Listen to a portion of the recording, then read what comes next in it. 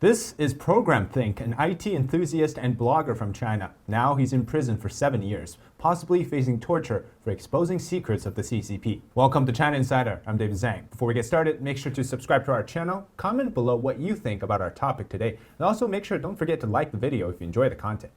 Today we will be talking about the legend of Program Think. In the Chinese internet space, Program Think is sometimes called the Chinese Julian Assange, other times the godfather of bypassing censorship on the internet. His blog, Program Think, teaches internet users to bypass the Chinese firewall of censorship, and this was back in 2009, before major VPNs were adopted by Chinese users. The one-man army began exposing state secrets and propaganda while teaching people about tech security and internet systems.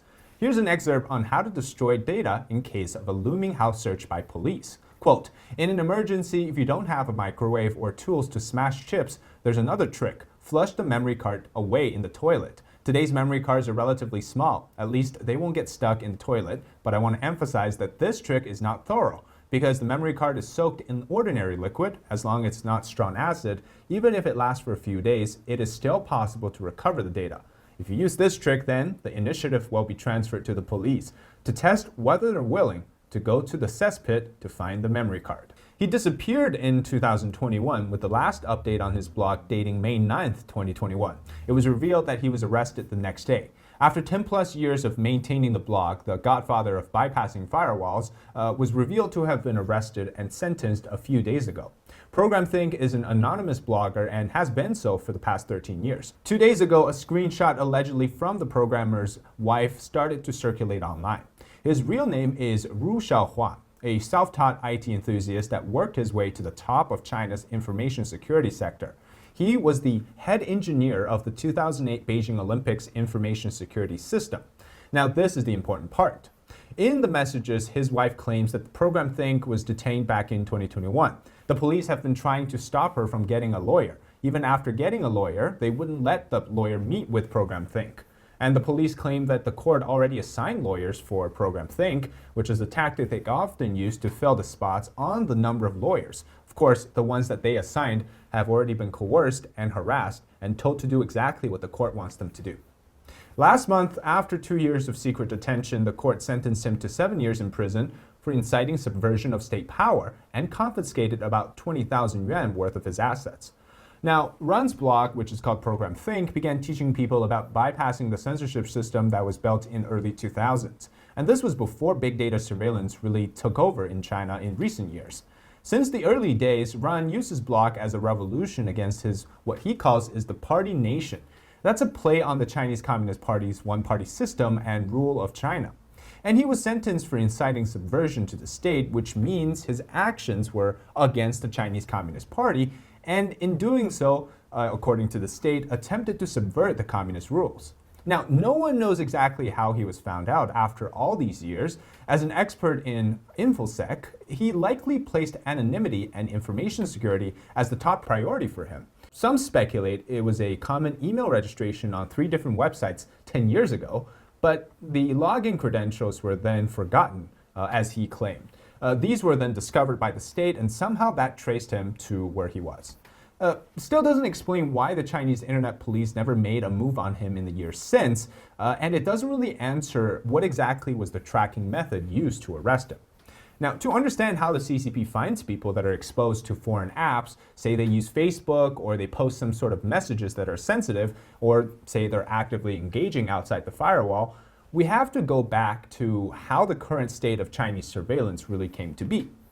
The censorship firewall started in the late 1990s under a project titled Golden Shield. The purpose of this project was to actually censor a group called Falun Gong.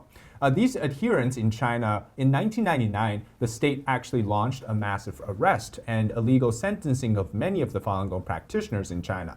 Cisco engineers even exposed themselves as having provided technical assistance to the Chinese Communist Party to help with network censorship and tracking, of course, as well as the surveillance of Chinese people. A Cisco spokesperson, of course, denied that this was the case and that company policy was not to be designed to aid in the products to help the CCP.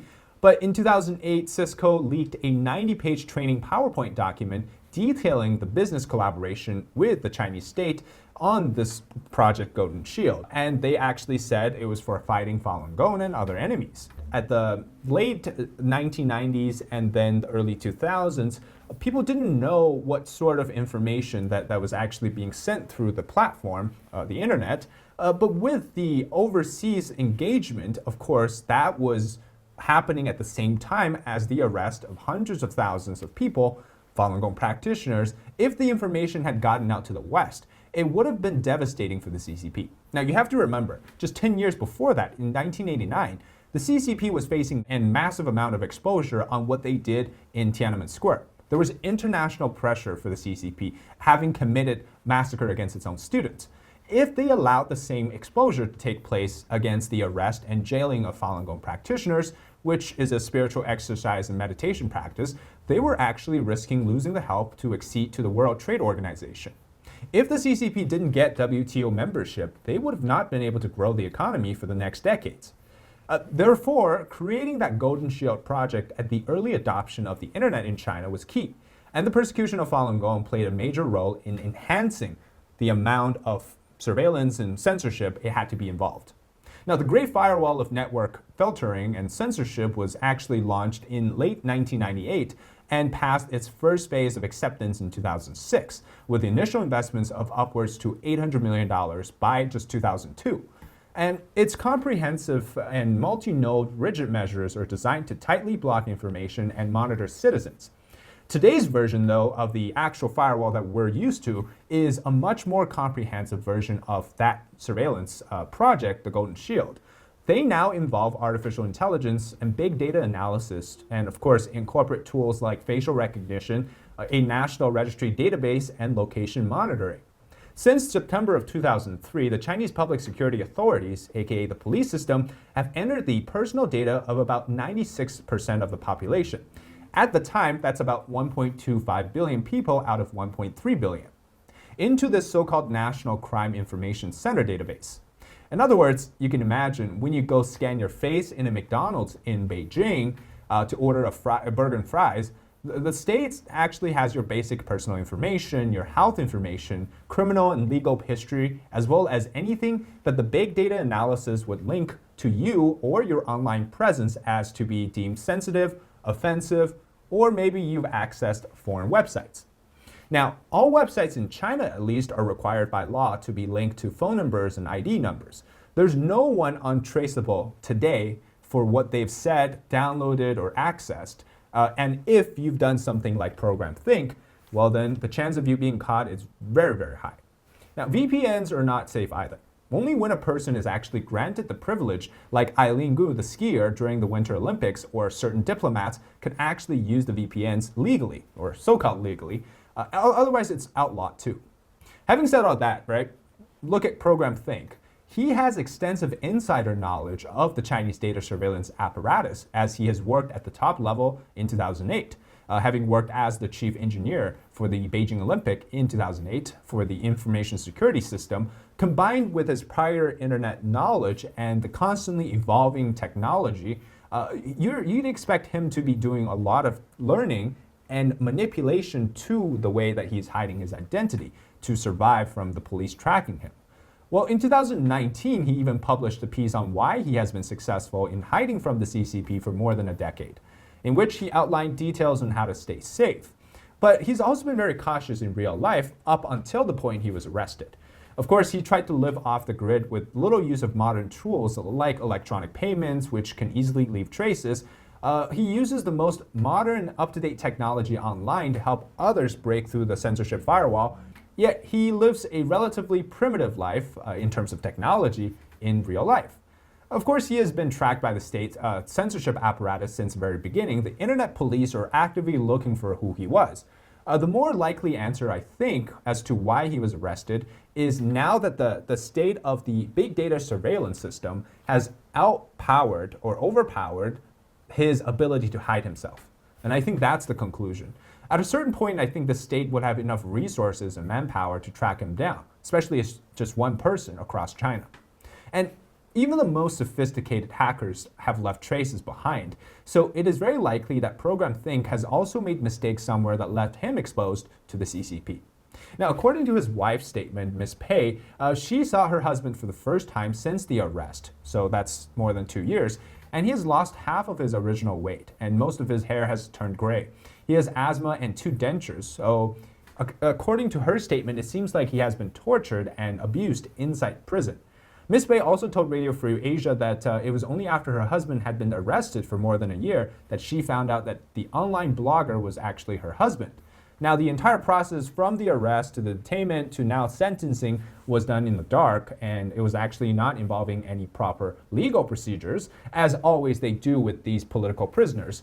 His blog, though, in addition to all of the online information exposing the CCP, still remains available online and hasn't been touched. These also include things like a variety of internet knowledge, tutorials on security and on how to bypass the firewall, as well as things on anonymization to help protect the privacy and security of the people. But Program Think said on his blog that if he stopped updating for more than 2 weeks, it's likely, one, that he was detained by police, but they haven't cracked his secret keys or login credentials to access the blog and such, so that's why it's still online and hasn't been deleted. The information still is available. But if also the second way was that if he died, then nobody would have access to the blog and it stays kind of like this. Either way, though, right now the information is still available.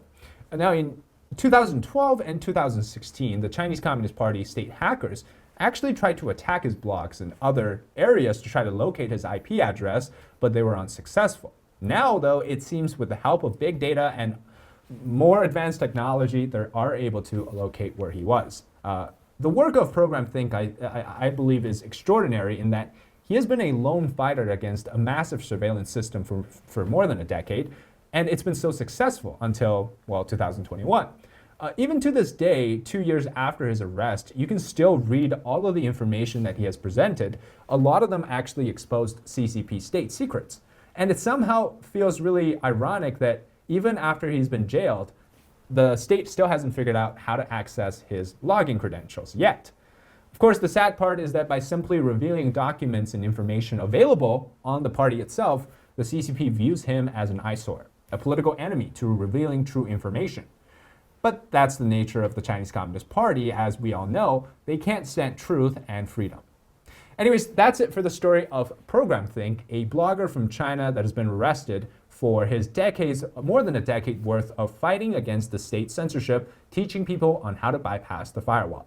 Thanks so much for listening and watching today. I'm David Zhang. Hope you enjoyed this content. If you do, make sure to subscribe to our channel, China Insider, and like the video. Also, comment below what you think about our topic today. All right, until next time, take care. Bye-bye.